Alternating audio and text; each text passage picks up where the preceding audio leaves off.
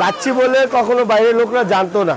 আমরা গরু কাচ্চি শুরু করলাম আমরা উদ্বোধন আজ থেকে ধরেন 45 বছর আগে। আমরা এটা মানে শিখলাম আমাদের বাবা যখন ছিল, তারা এগুলো অনুষ্ঠান তারা করছিল, বাবা থেকে আমরা শিখলাম। বাবা এগুলো প্রতিষ্ঠান চালাইছে, বাবা পর আমি চালাচ্ছি।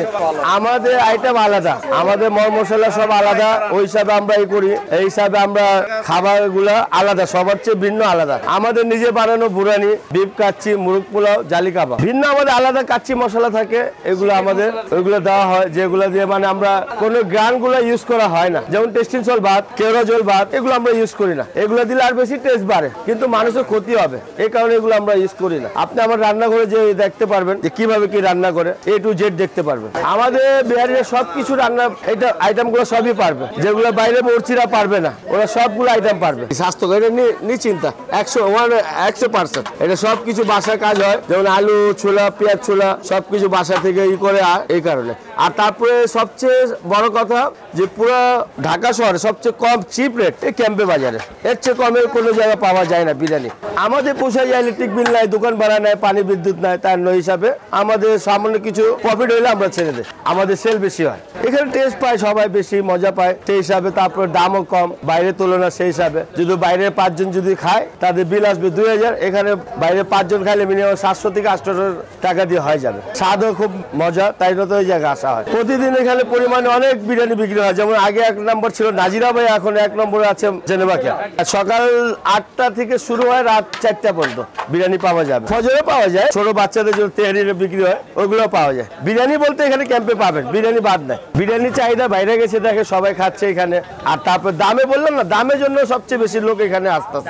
সকালবেলা 10টা পাওয়া যায়, যেগুলো মুরগি তেহারি গুলা, ওগুলো সকালবেলা 10 টাকা পাওয়া যায়। সকালে যারা বিক্রি করে 10 টাকা, 20 টাকা, 30 টাকা। আর যখন আমাদের দোকানে খাবার শুরু হয় নিম্ন 70 টাকা, তারপর 100 টাকা, তারপর 140 টাকা, VIP 220 টাকা। পুরো জেনেভা ক্যাম্পে মানে তেহারি কাচ্চি মিলে 50 থেকে 60 ডেক সেল হয় প্রতিদিন। 50 বছর ধরে মামা বিরিয়ানি চলতেছে। উনি মারা গেছে, এখন আমি আছি বর্তমানে। কাচ্চি বিরিয়ানি আছে, মুরগি রোস্ট আছে, গ্রিল আছে, সব বিভিন্ন আইটেম আছে।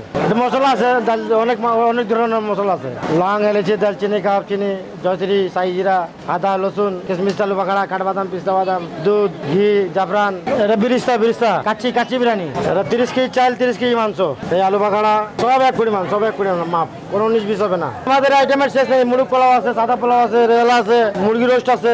মশলা আমাদের ধরেন একটা অনেক মশলা আছে, আমার দিই সবাইকে বলি না, এটা গোপন মশলা। দেখেন কাচ্চি বিরিয়ানি, এটা প্রায় স্বাধীনের পর থেকে এটা এক হাতে রান্না। যিনি রান্না করছে তিনি আমার নানা হয়, ঠিক আছে।